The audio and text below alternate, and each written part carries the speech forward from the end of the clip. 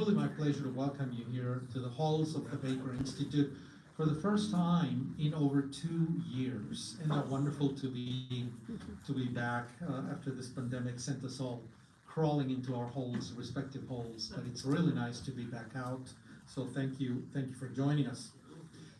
I want to tell you that today we're launching a new lecture series. This lecture series is titled the Gustavo de la Garza Lecture Series, which will be dedicated over the next 2.5 years to think about Mexico's future, the Mexico that we want to see beginning in the next administration at the end of 2024. Hence the title of the series, Mexico 2025 and Beyond. The challenges that Mexico is facing are many. A fragile political governability, continued political social polarization, a dearth of public safety and security, and the onslaught of organized crime, abysmally insufficient levels of economic growth, and the precarity in national employment, growing poverty and inequality, the brittle state of national institutions, and the heavy hand of the federal government over the states and municipalities, and a frail diplomatic and political relationship with Washington, D.C., and the list goes on. This on the heels of a pandemic that castigated Mexicans at a tune of estimated 600,000 deaths. As Mexicans indeed show increasing signs of awareness about the future, most of the attentive public in Mexico, including the media, academia, civil society, etc., has spent time reacting to the current government and its policy choices and failures, as well as to its vision of the future. But hardly anyone is talking about the alternatives for the future. This is what brings us together today, and we'll do so over the next 2.5 years, and we hope to see all of you and many more over the next 2.5 years in this important round of lecture series on the future of Mexico and North America. So, over that time, we will be engaging in dialogue with many political, media, civil society, and private sector leaders in the country and challenge them to speak to the future of Mexico, not about the past, not about the López Obrador administration, about the future of Mexico in 2025. This is an urgent task now that Mr. López Obrador is a little over 2 years from concluding his presidency. We have indeed concluded that the time to talk about the future is now, or the future will catch us by surprise and we will be paralyzed when the time comes to act. This lecture series intends to do just that, articulate a vision for the future, one where Mexico is free and democratic, prosperous and strong, and the binational relationship collaborative for the benefit of both Americans and Mexicans. And so, it is with great optimism, despite everything, that we bring this series of events to you today and in the coming 2.5 years, with our first guest of the lecture series, the governor of Nuevo León, Samuel García, one of the youngest, if not the youngest, governor in Mexico, and a man whom I've known for several years and who promises to be on Mexico's political landscape for a very long time to come. So now, I want to introduce two of our guests who accompany the governor to give you their presentation. There'll be two brief presentations, and then I will invite our guest lecture series sponsor, Gustavo de la Garza, to present the governor. But let me then cede the microphone first to, and for this I need my glasses, this smaller print. I want to introduce to you Ivan Rivas Rodriguez, the Secretary of the Economy of Nuevo León. He has a degree in economics from Tec de Monterrey in the higher studies. He has a master's degree in public policy from the University of Chicago, and he's also a holder of the MOB scholarship since 2010, president of the Chicago Foundation of Mexico, a civil society that promotes postgraduate study through full scholarships through CONACYT. He was Deputy Administrator of Research and Strategic Planning of the Tax Administration Service, SAT, or the Mexican IRS. from 2004 to 2006. And his bio is long, so what I want to do now is not waste any longer, any more minutes, precious minutes that we have the governor here, and invite Ivan to do his presentation. After that, there'll be another secretary will come in, and then Mr. Gustavo de la Garza, our series sponsor, will introduce our governor. Please, Ivan. The podium is yours.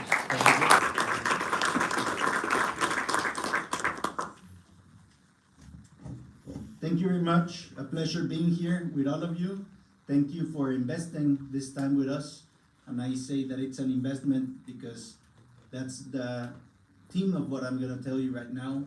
And talking about investment and why Nuevo León is the best place and ideal to invest in Mexico. I like very much the subject of this event, Mexico 2025 and beyond, and that's what we're seeing in the investment in Nuevo León, and not just 25, but abroad. But first, we have to talk about the fundamentals. Why is it that we know that we can do lots and great things in the future? What are the fundamentals right now? And let me take you a little bit on the presentation of why should we invest in Monterrey. Monterrey, a city of possibilities, strategically located in North America, facilitating connections around the world. Monterrey is Mexico's business hub, home to the most advanced infrastructure in the country. Invest in Mexico's largest recipient of foreign direct investment, where the world's most prominent international companies are established. Monterrey is Mexico's second largest city. Invest where you'll find a young, talented, skilled, and hard-working labor force, where the best-ranked universities and the largest engineering schools are located. Become part of an innovative hub with the most technologically advanced operations. Live and work in a smart city, where fast data and cutting-edge technology sustain the highest quality of life in Mexico. Establish and expand your business in one of the country's most secure cities, where different cultures create a vibrant business community, and people are passionate about work and play.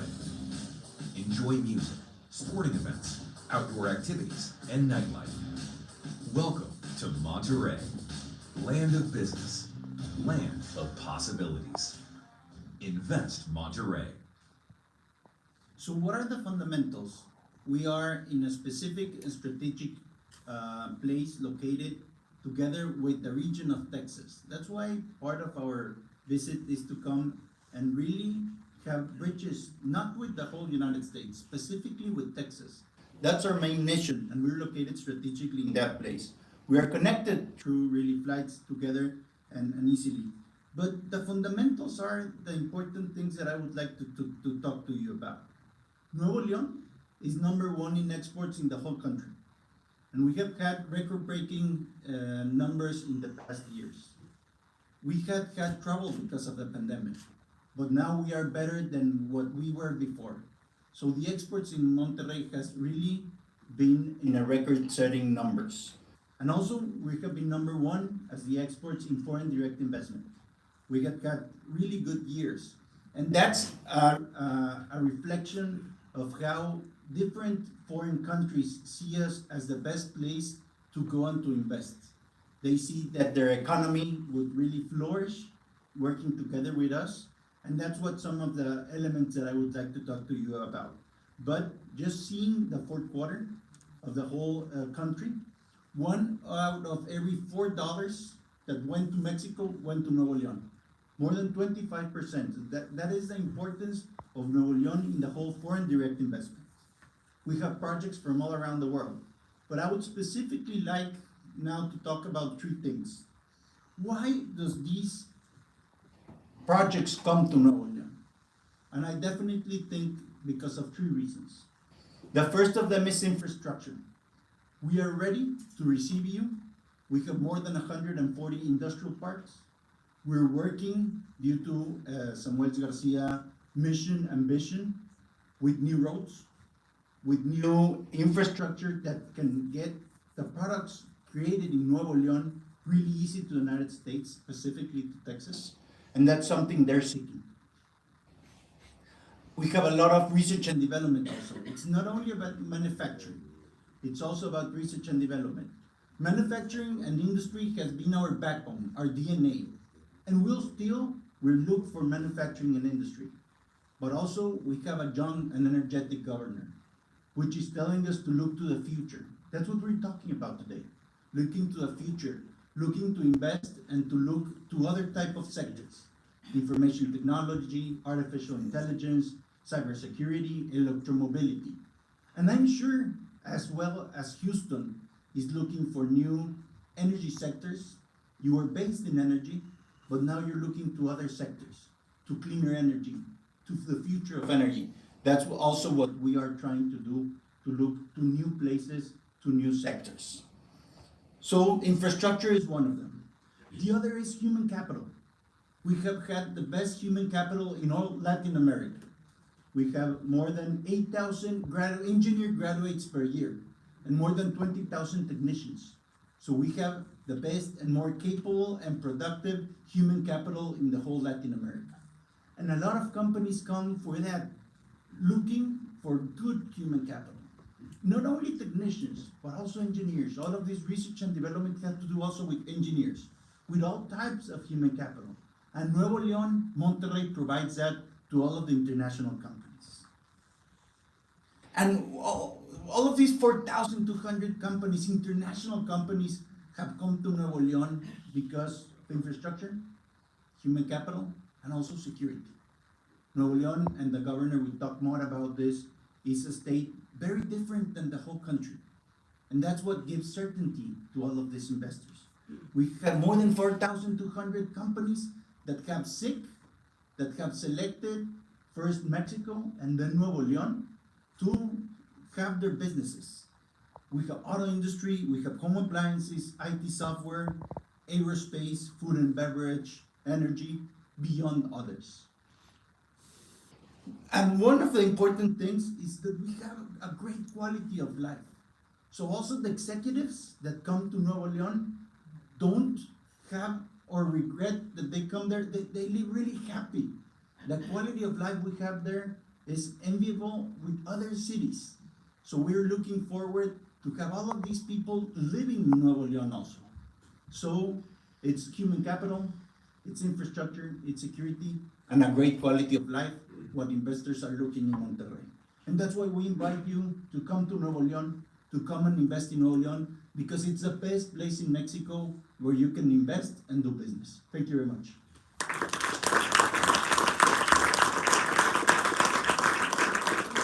Thank you, Juan. Accompanying the governor is also his Secretary of Regional Development and Agriculture of Nuevo León, Marco Gonzalez. He has an international trade degree at Tec de Monterrey, followed by a certificate in specialized studies in management from Harvard University. And he has a PhD in regional development for the University of Oxford.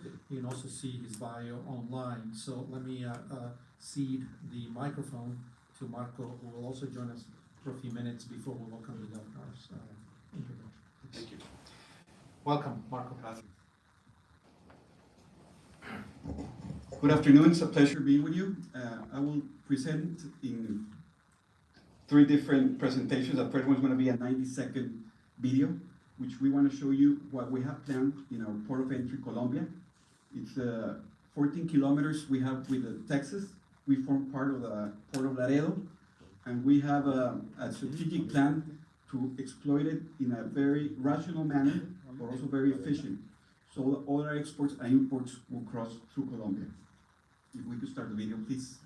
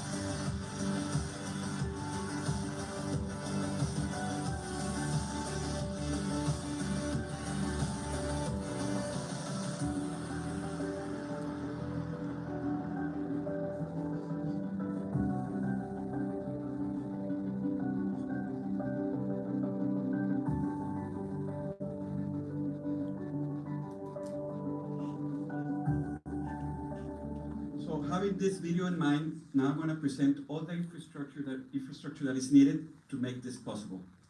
Our bridge was built in 1991. Somehow, in Mexico, sometimes we do everything backwards. The important thing is that we have the bridge. But we didn't have the strategic highways connecting everything to that bridge. So it took 30 years, basically, for a new governor to have the vision and to connect with a strategic infrastructure to make this Port of Colombia the best port in the next 6 years. We have a big challenge, but it's possible, because all that I'm going to present right now is going to be funded by state resources. If we are lobbying for federal resources, but if we don't get them, we're secure, because this budget from the state is multi-annual, and it's already approved by Congress, state Congress, so things are going to get done. The national context, we have 5 corridors that connect Mexico with the US. You would see the distances and the kilometers. Obviously, the best corridor is the one in orange, connecting Mexico, the center of Mexico, with the Port of Laredo. To make this corridor possible, we need to build major highways that have not been built also. It had been planned for 25 years, but somehow the past government did not have the energy or the possibilities of making this possible. So we're gonna make the infrastructure needed to be done. One important fact, Colombia is already the 3rd most important in tax revenue for the federal government. The first one is Laredo, second one is Ciudad Juárez, and the 3rd one is Colombia. Strangely enough, no one has Colombia in the radar, but we already are number 3. So making this part, we form part of the Port of Laredo, and we are very interested in making Laredo, the Port of Laredo, more competitive. And like Governor Samuel García says, we're not competing with Nuevo Laredo. We're a complement. We have a different market. But what we are fighting for is that all products from Monterrey and from Nuevo León go all through the state, imports and exports through Colombia. This is what the governor has in plan. It's the spinal cord of the highway that has been needed for the past 30 years. This is Highway 57 that comes from Mexico City. Before, all the transport would go to Saltillo and would not go through the state of Nuevo León. And then it would make the time and the consuming of diesel and wages will be higher. So what we have planned is making all the exports go through Nuevo León with 3 highways that are currently being built right now. We're going to see what Colombia, which has been also a compromise, but we had no credibility in the past governments, because Texas, for example, left without tolls the 255, and it had to be a commitment from the state of Nuevo León to make the Gloria Colombia. But guess what? Nuevo León did not do anything. So that's why we are working to build credibility again, and we're gaining it in a very fast pace. We're going to see Port of Colombia. I don't know if you guys have been there, but I recommend it. You go there to do business. Right now it looks like when it was built in 1991. Nothing has changed that much. We have already the master plan.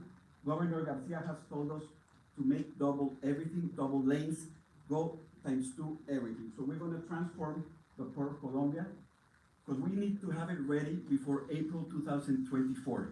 Because all the highways that are going to be built, we don't want to, like usually things are done in Mexico backwards, we don't want to have already the highways and the port not modernized. We need to do it at the same time. So that's why we're working fast times, and we're expanding all the lanes so we can have more mobility and more exports and imports going to Nuevo León. This is how it looks like currently on the top, and how it's going to look like. We also have a master plan. The master plan has been worked with the businessmen from Nuevo León. We're getting them involved in this strategic vision that we have, and we want to secure, we have 14 kilometers of border. So some people would say, hey, you have nothing to offer. It's all the contrary. We have everything to offer. We can offer a port that is 100% secure, and we can offer a port with a good vision of urban development, which housing is not a topic right now, and it won't be a topic on the port. we need to have free trade zones, we have to have manufacturing, and we need to have logistic centers built all around the northern tip of Nuevo León. We want to have also housing for employees, like school dorms. We're planning to make labor, make it like a 7 or 2 week or 2 weeks labors, and like they do in oil platforms, also offering good wages. But what we're planning to do is make this northern tip of Mexico the most productive tip, especially now what's happening in Asia. All the US companies and Asian companies are deciding to go back or invest in somewhere else. So Colombia, don't look anywhere else. We're just across the river. So you can have all your assembly in Colombia, and you can export it also with a free trade zone. We're also working in a cargo airport. Governor Garcia also got the permission from the federal government to start building the cargo airport, and we also got the freight concession, Monterrey, Colombia. So we're also building that so we can have it ready. And the TxDOT, today we had a meeting, and they saw with very amazed that we are working in a very fast pace, and they're also making a commitment to start doing the studies needed to connect in the future the train that is going to be built. Currently, right now, there's not even no parking lots. We're going to build everything and modernize the port. La Gloria, Colombia, this is a very interesting highway. It's 107 kilometers, and this is where we look for all the exports to go to Nuevo León. Like you can see here, in the federal system that we work on, in the tax system, everything that goes out and goes inside is counted by the federal government. So all of the revenues, a big amount of our revenues can come from these import taxes. So that's why we need to import or export everything through Nuevo León. But basically, we were giving everything to other states, but we have everything here. Basically, it's how it's going to be built. It is already being built. Interserrana is the one I told you in the south. It's 81 kilometers. Also, this one has to be ready in less than 3 years. Here's how it's going to look like.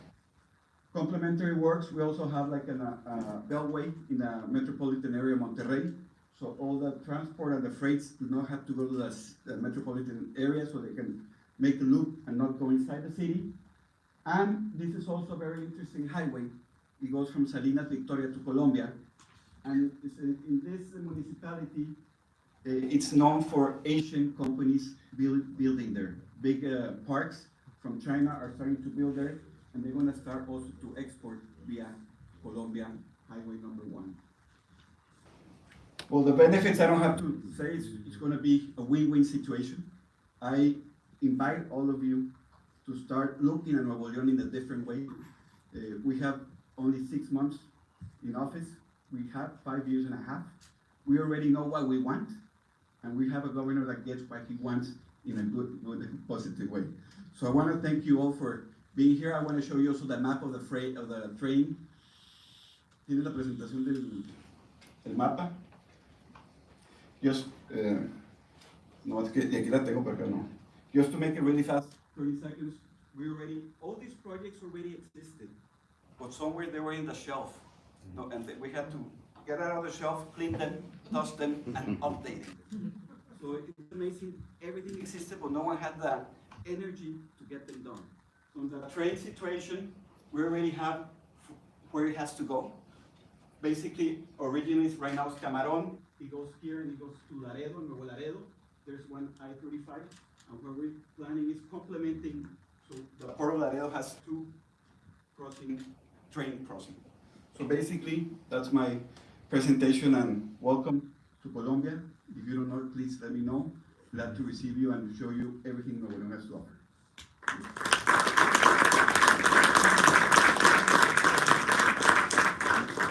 It makes me think that indeed, if the federal government drags its feet, it will have to be the states that will drag the federal government along. And so these are very good plans. So now to present our guest tonight, I want to invite Mr. Gustavo de la Garza to introduce the governor tonight.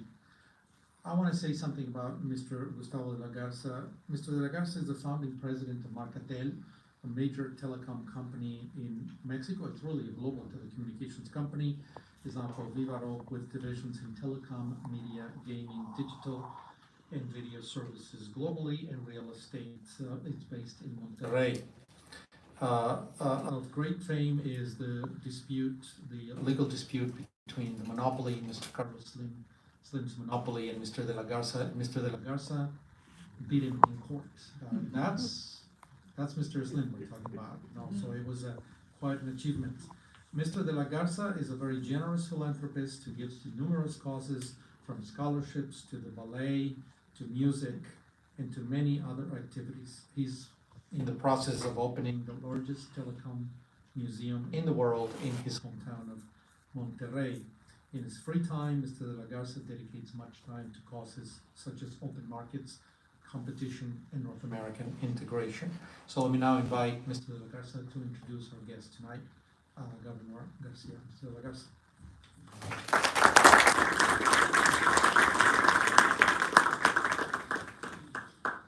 Thank you. I'm short. Thanks, Tony, for the distinction of introducing the first speaker of this lecture series. I am honored to work with the Baker Institute Center for the United States and Mexico to put together this project whose goal is to engage in an extensive discussion of Mexico's future and analyze what is the best for our country. Also, it's a pleasure to introduce the governor of my state, of Nuevo León, Mr. Samuel García Sepúlveda, who is right here. Samuel García Sepúlveda is the constitutional governor of the state of Nuevo León in Mexico. He was a local deputy in Nuevo León from 2015 to 2018. He also served as a senator for Nuevo León from 2018 to 2020. He earned a bachelor's degree in law and finance and a master's in public law, both at the Instituto Tecnológico y de Estudios Superiores de Monterrey, as well as doctoral studies in law and public policy. Governor García Sepúlveda is also the author of 3 books. Please join me in welcoming Governor García Sepúlveda.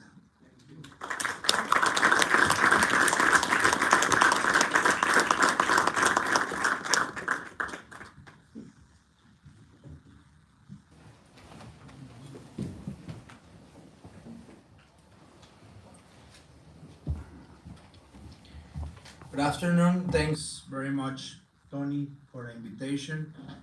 Thanks all for being here in this great and beautiful university, Rice University in Baker Institute. The truth is that we make an agenda through Texas. We arrived yesterday to Austin, today here in Houston, tomorrow in Dallas. And I prepare a presentation about the vision and the state development plan for Nuevo León. But now I see that it's much wider. The topic is Mexico 2025 and the vision of Nuevo León. So if you allow me, I will start with the Nuevo León vision and then end with some words in the topic of the country of Mexico. So, well, first of all, you just saw 2 extraordinary secretaries of my cabinet, Ivan of economics, Marco on the regional development, and that's the type of secretaries we have in Nuevo León. I always,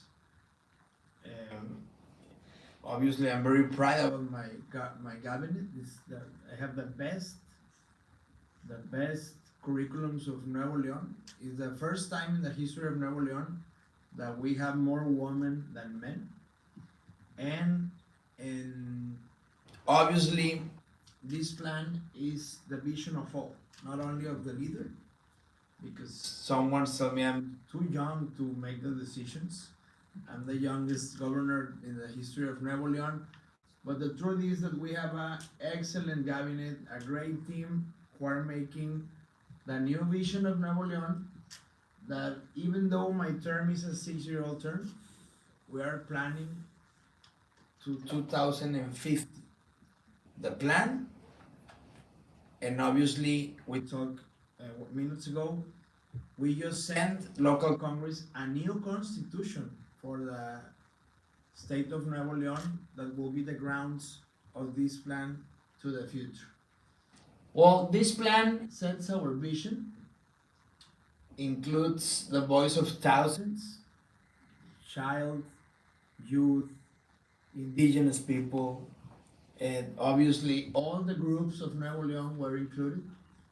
And something very special is that with this extraordinary one, we make a shake in Nuevo León's politics.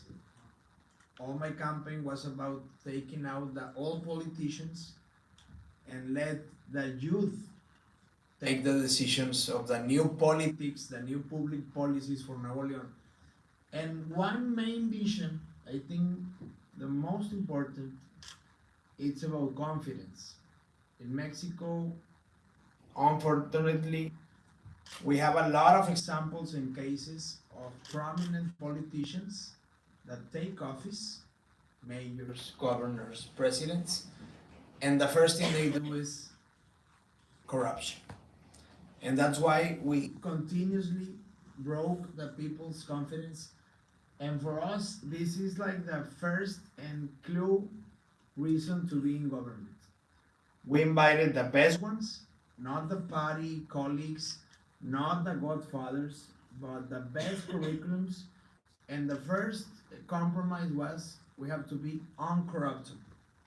No more corruption. Mexico can have governments without being corrupt. And 2 months ago, we sent to jail the ex-governor because of corruption. And we wanted to send a fierce precedent that we will not allow any peso more to be theft from our treasury. And obviously, our people resources now are going to be invested in the plans we had 20 or 30 years ago. Some of the plans Marco showed you were made before I was born in 1997. So imagine the frustration of our people that every governor came, promised them on campaign, and then with many excuses, mostly budget excuses, they never made them. And even though bad governors, you also see with Ivan, what is Nuevo León today? And Nuevo León, I can assure, is the best state of Mexico. For you to get an idea, Monterrey nowadays is like the new capital of Mexico, the financial industry capital of Mexico. We have a city-state, is the only one in Mexico that 92% of the people that live in Nuevo León, they are concentrated in the city. So they all have services, they all have connectivity, they all have the capability to study, to make a degree. We have a lot of undergraduates, engineers, accountants, lawyers, medicine. And that's why we think that Nuevo León, it's a great state, but imagine how cool it'd be if we had governors or we had governments that help their people, not what continually we see in politicians, that they, instead of helping or facilitating, they are always avoiding and saying no to the solutions. So in here I will present very fast that this plan.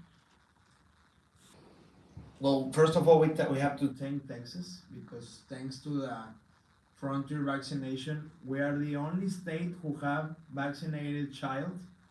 We already vaccinated around 500,000 child in Nuevo León, and we are nowadays the only state without mask of all Mexico because of our high rate vaccination. And the core of the government in this Nuevo León is mainly divided in three coordinators. Ivan is the coordinator of economics. Marta Herrera is the coordinator of equality. And the general secretary is the coordinator of good government. We tried to show this because this is an example of the different we are from the federal government. The federal government is only focusing on the poor, and that's very good. It's I really say with my heart, it's very good that the president focuses on the vulnerable, but that doesn't mean you have to fight and avoid progress and economy. And that's why we're trying to be equilibrator between left and right. We don't want this kind of politic wing fights anymore in Mexico. No more old, new, rich, poor, right, left. We can have the best of these systems, take everyone into account, don't let anybody outside the services of the government. But you also have to facilitate to have much more growth economic, much more investment, much more dollars, but only with one condition, without affecting the environment. We are a green government that doesn't allow to pollute. We just had made the green taxes for the ones who pollute, damage our rivers, damage our mountains, and we will try with the good government to have a complete respect for all Nuevo León people to be proud of their government. And I will only emphasize 10 projects that we're launching. We have 6 months in office. We are making a huge bet on our child. We think our child is the future, and obviously most of the states in Mexico lack of these programs. What in Nuevo León, we have the universal security system for child, including all kinds of cancers. We're trying to implement the new forms of education, dual education for our youth. We are fighting the inequalities. Nuevo León is the only state that can really eliminate hunger zero, because our percentage of people in harvest pooring, it's very low. So with the government helping, we can really create a zero hunger program.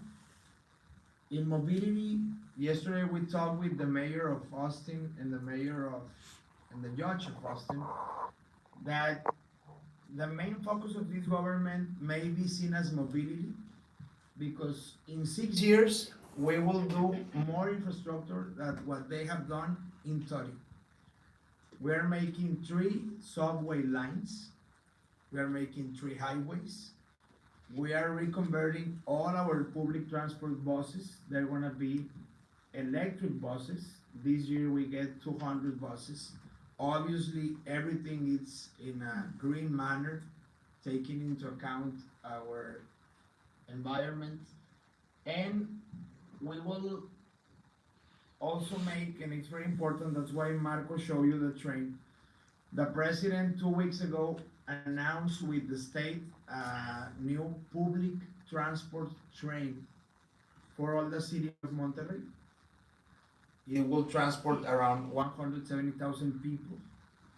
And that's the first step for the next one, that will be the Monterrey-San Antonio train, that it's nowadays in talks with Texas Department of Transport and many private investors that would like to have a fast train from Monterrey to San Antonio, my mom would love it. Also my uncles would come and shop very often. Well, these are the highways Marco showed you. I will only add something. Today, we already launched the trip where we will finish the loop in Monterrey in 1 year, the North Gloria Colombia Highway in 2, and the Interserrana crosses the Sierra Madre Oriental is the third one. That Sierra Madre was the one that blocked the cargo and make go around the Sierra Madre all through Coahuila. So imagine all the cargo, we're talking about 8,000 freights per day, that instead of going direct to Texas, they have to make all these under the Coahuila's highways. And now with this infrastructure, we will reduce 120 kilometers the distance, around 80 miles. It's around 1 hour and a half.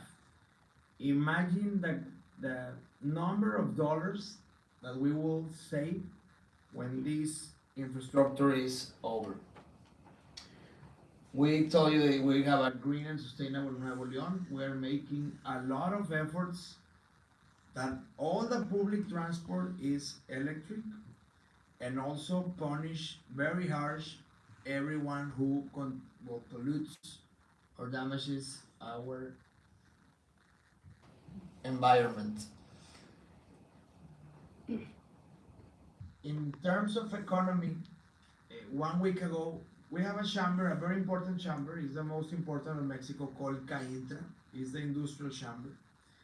2 weeks ago, we presented the economic plan in CAINTRA.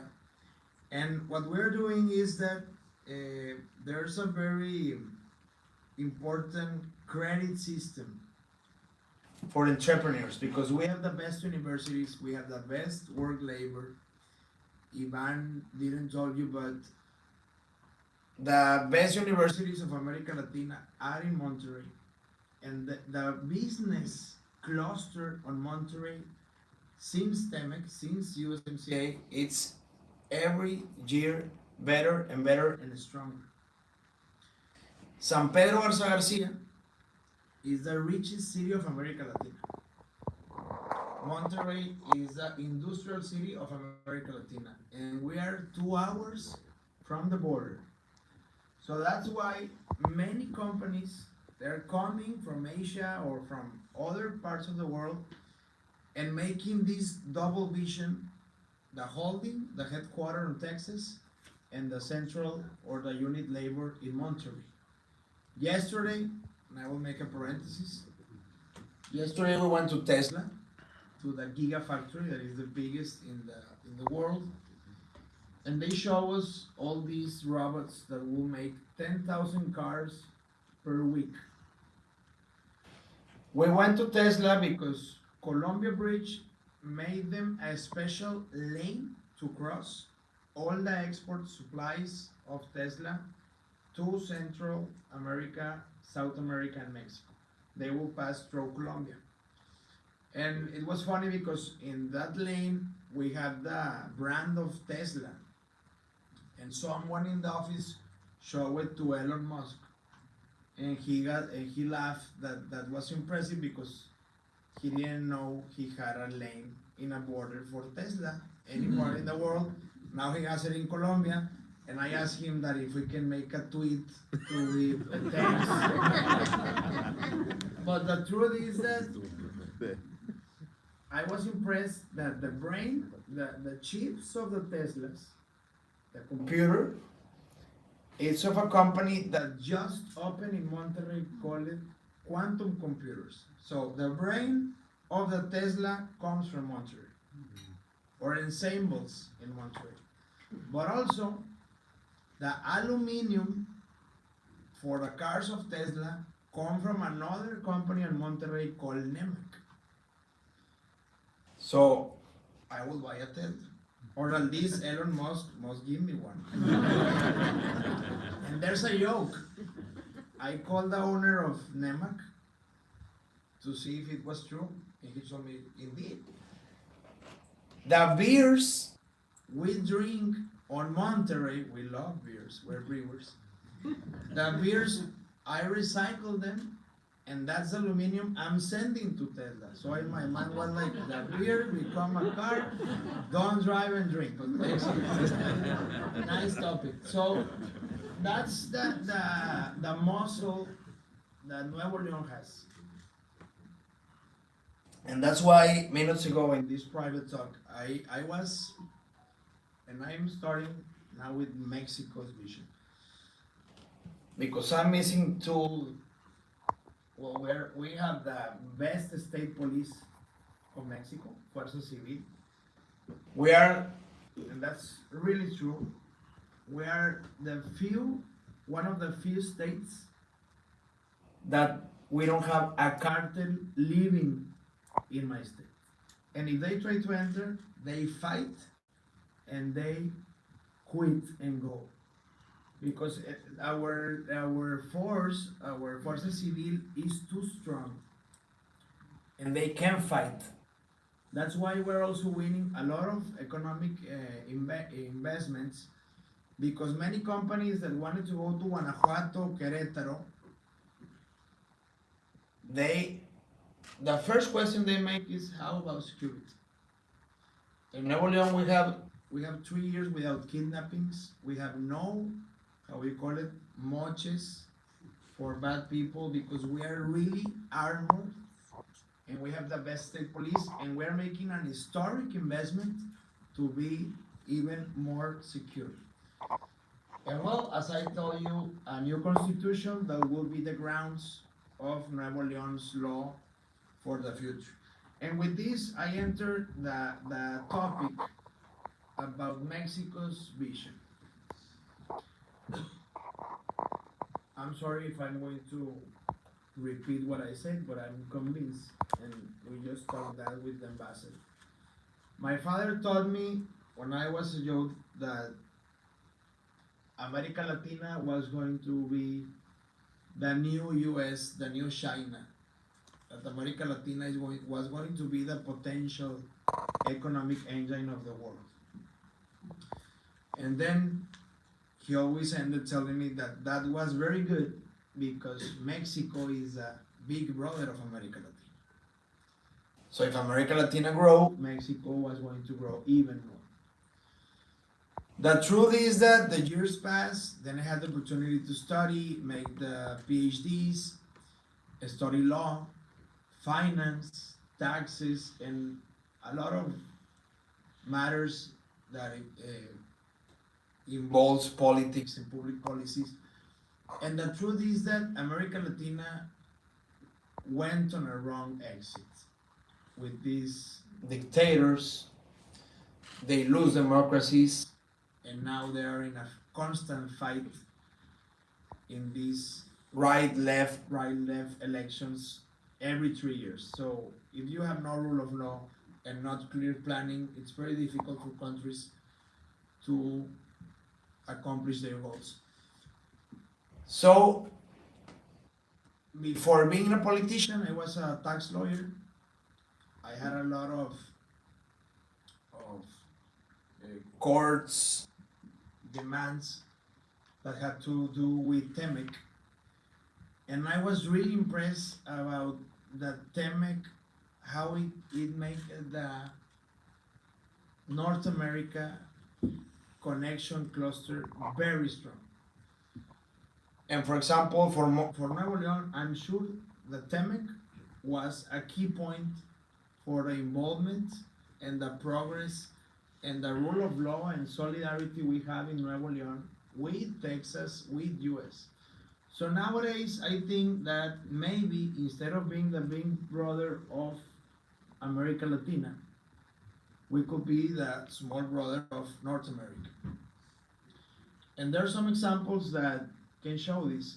20 years ago, 70% of Mexico's population lived in the center and South Mexico. Nowadays, 60% of Mexico's population live in the north. That's why my city doubled in 20 years, from 2 million people to 7. Because we have another vision, because we have employment, because we have traditions respected, and because we have rule of law. We are not trying to change the laws every 3 years.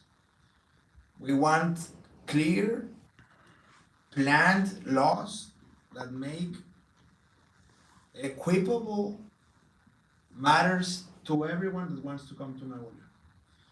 So I think that Mexico nowadays is facing a political fight that we don't need.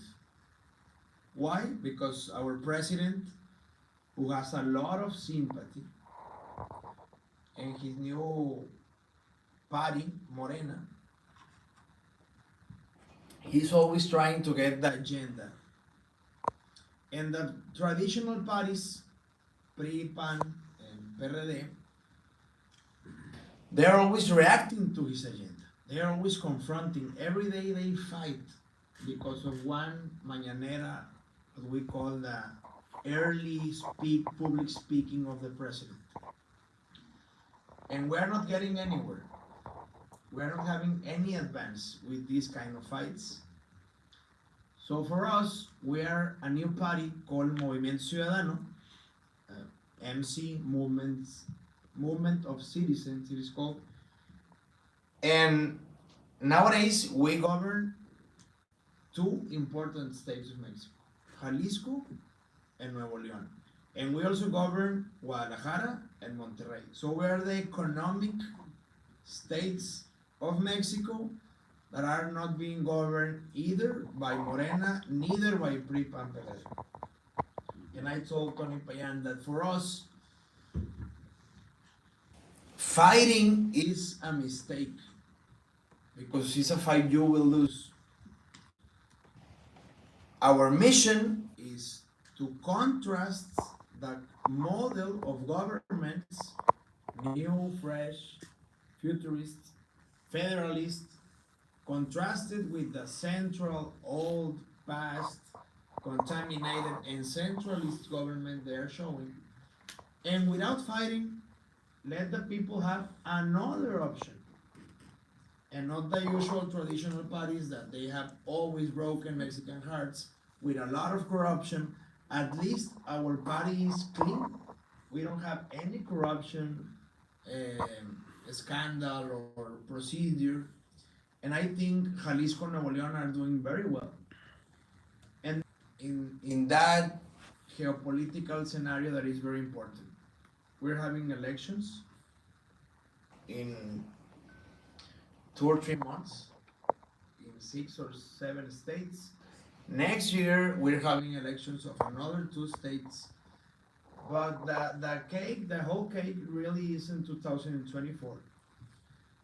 And I think that Nuevo León is going to be part of the decision. Nuevo León is going to play a very important role because we are a very different model from the one we have in the center. And that's why we're very, very busy trying to do everything very fast. So in 2 years, we can show that we have the highways, the subways, the social security complete, the schools ready.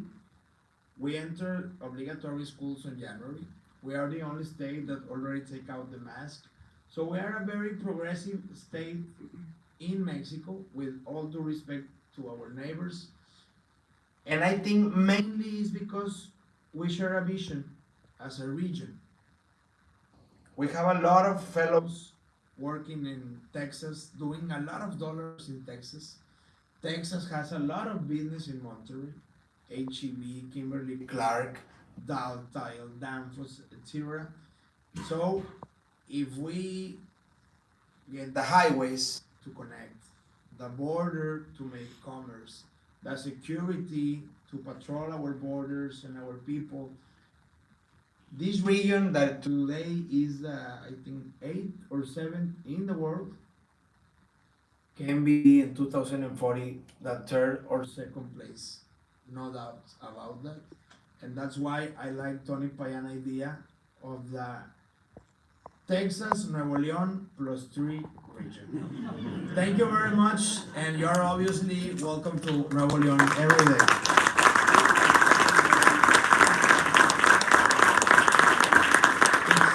It's definitely a new generation, and when Governor Garcia said that he was suckling on his mother's breast in 1997 when he was born, I thought I was already doing my PhD at Georgetown University in 1996, 97, 98. And please sit down.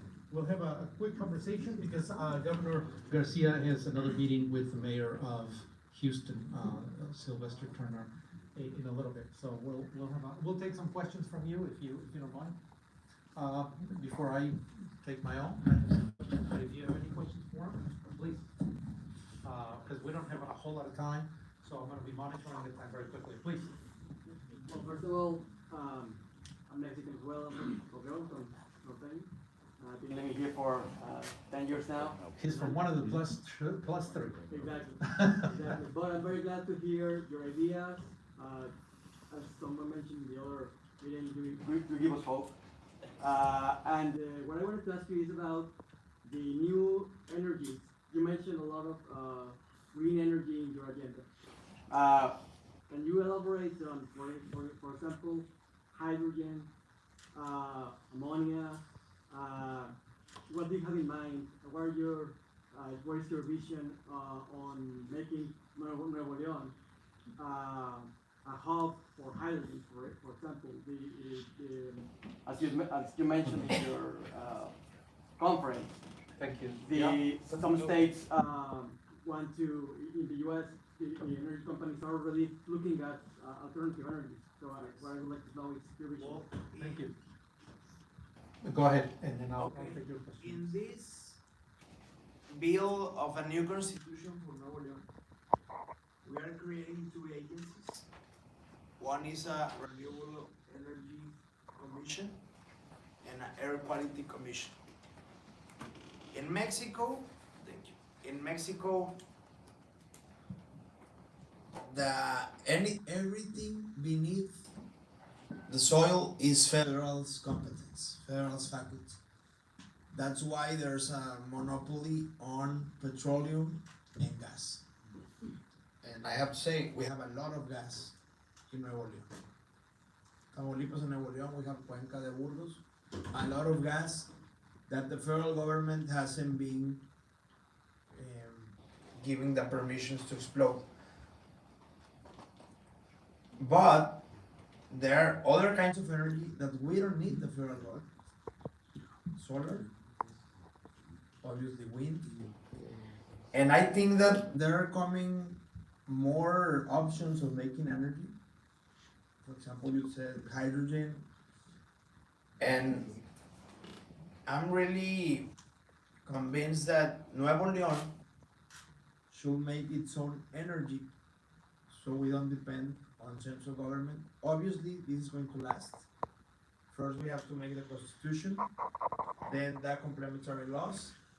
But since now we can start making this cluster of investment in Nuevo León, assure these foreigners the rule of law, that they will have security and certainty, and start making this new energy, because it's not only the future.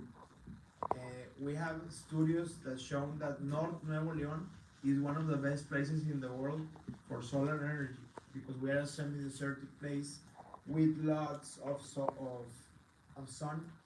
So that's the idea. Create the agencies and start creating new renewable green energy. Thank you. Question here? Yes, my name is Nancy Velasquez, and I'm with a branch of the Japanese government. And coming from the Japanese perspective, Japan is very interested in hydrogen and ammonia. And my question is, within your energy plans, is it more for domestic consumption, or are you also looking towards exportation? Both. I think that we will not have limits. Of course that nowadays most of the domestic energy comes from CFE, which is the public company, but these companies can have a private injection of investment, and with that they can diverse for exporting, for industry, and also for housing or domestic. So we will not put any limit for they to export. Are there any current ties in that sector with Asia? The truth is, at least in Nuevo León, I don't know if we have ties. We have many Spanish companies like Iberdrola, but I don't know if Asian. I will check it. Yeah, well, yes. Could you comment on your water supply? Nuevo Leon's pretty dry. What are you going to be able to sustain the growth that you're looking for with your supply of drinking water, fresh water? Of water. Yes. Well, thank God nowadays we're getting a lot of rain because we had a crisis. And the thing in Nuevo León is that we're victims of our success. We had the same, you call them swamps, lakes, or presas, dams. You have that. We had the same dams for 20 years, without considering that our city grew 3 times. So it's impossible that the same water we had for 2 million people now is enough for 7 million people. And I'm very upset that past governors didn't do anything about it. Because we had a lot of rain and they usually were full. When we enter office, they let me of the 3 dams, 2 empty and 1 in 50%. And then we enter and we had no rain until this week. And that obviously obligated us to start short and middle projects. We're making nowadays another one called Libertad, so we could have 4. We're going to make some politics with Tamaulipas to renegotiate a treaty we have with them, with a very big swamp we have with them. But now we have to look for 20 or 30 years later. There are a lot of projects, very expensive. For example, desalination from Brownsville. That's one project we're studying. And there's another one to bring water from the Rio Panuco in Veracruz. The thing is that it has been politicized, and so the states are fighting if we can or not. The truth is that Nuevo León has already the permission of Conagua, and we don't need any other governor to get in the fight.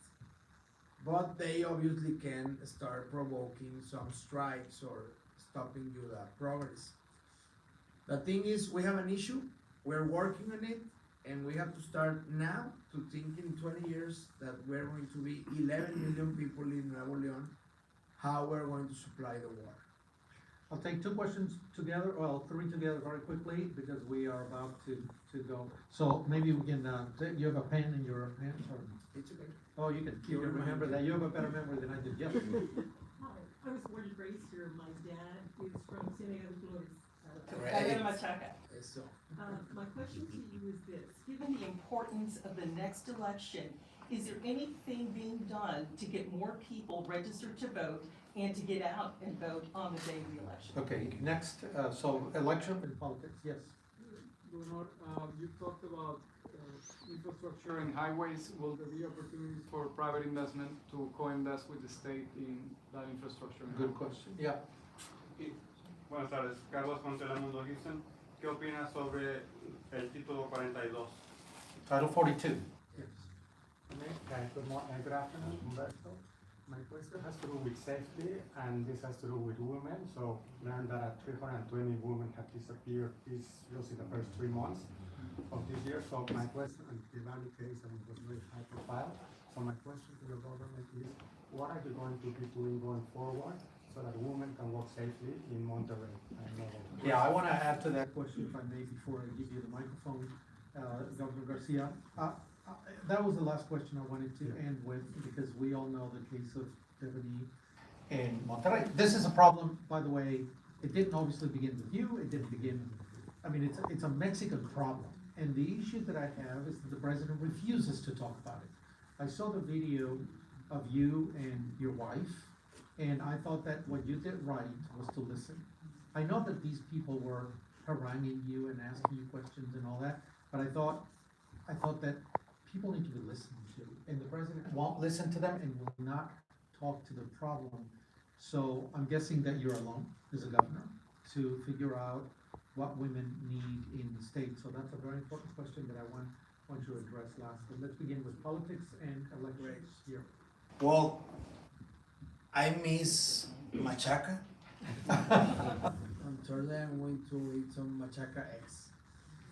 The truth is that the INE has made a very good effort in registering the credentials. And in Mexico, every youth, you don't need no marketing.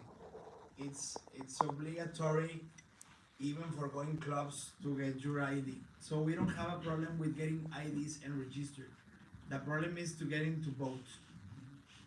But the truth is that the last election showed the opposite. Many people voted. It's an historic and democratic election where I think 60% of Mexicans or 70 went to vote, and it's compared to other democracies a very big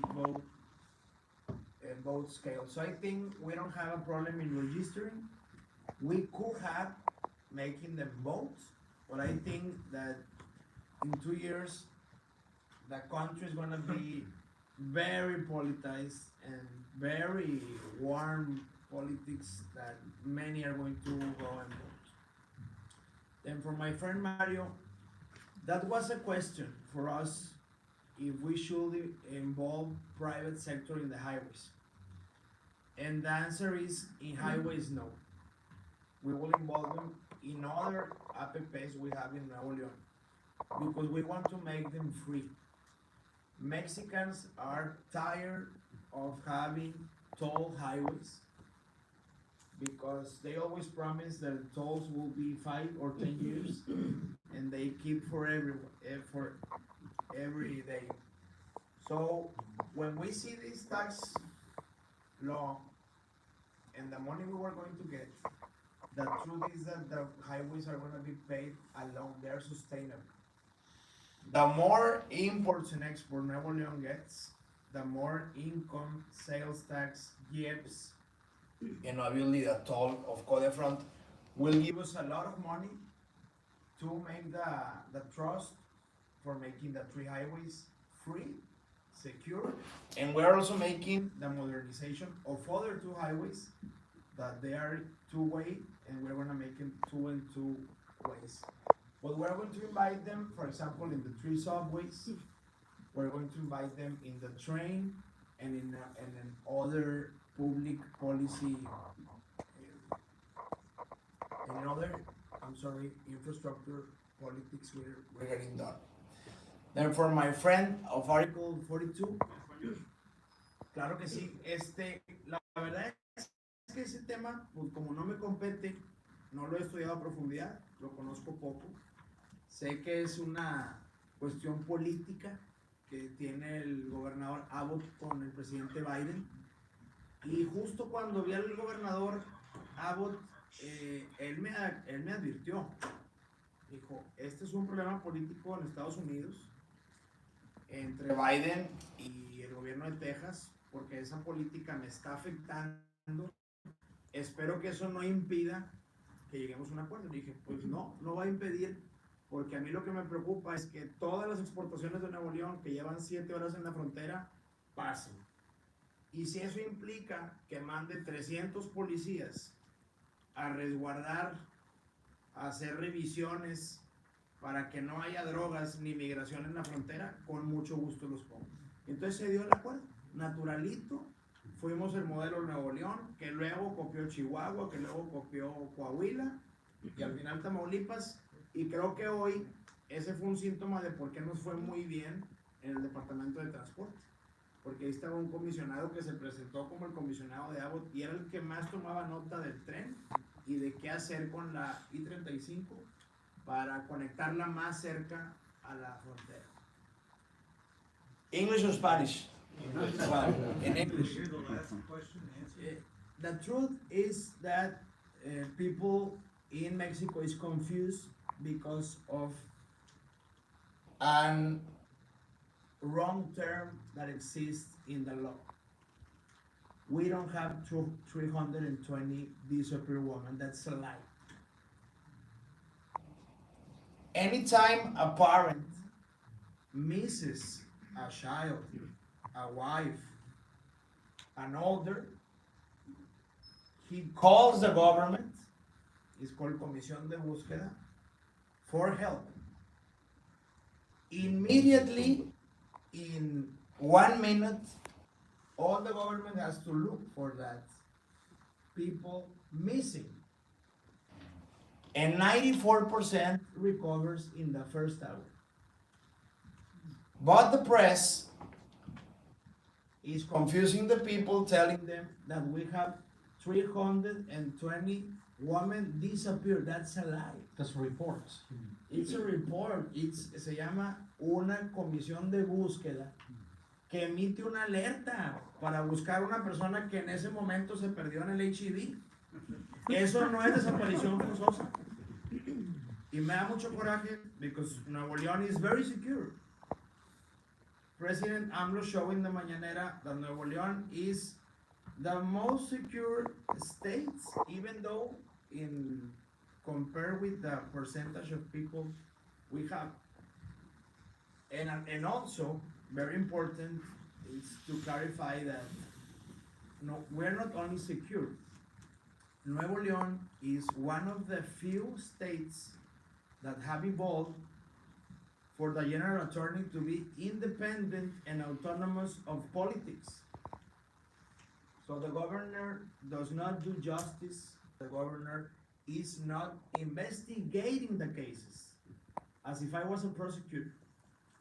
So I always manage with a lot of careful these topics, because once a case is open, I cannot talk about it because I don't even know it. The prosecutor has his case and it's closed for him and the family. And I obviously will work on the communication. We will work on have better protocols for looking for missing, but there's a big confusion.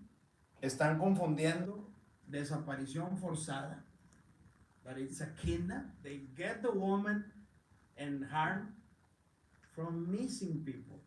Missing people happens here in China and in Nuevo León, and they are confusing the terms, and that's why we were worldwide news last week, but we will work in communication, and you can be sure you are all invited to Nuevo León, that you will suffer no harm because we have the best state and the best police. Thank you very much. I'm very optimistic about the message I hear today from the governor.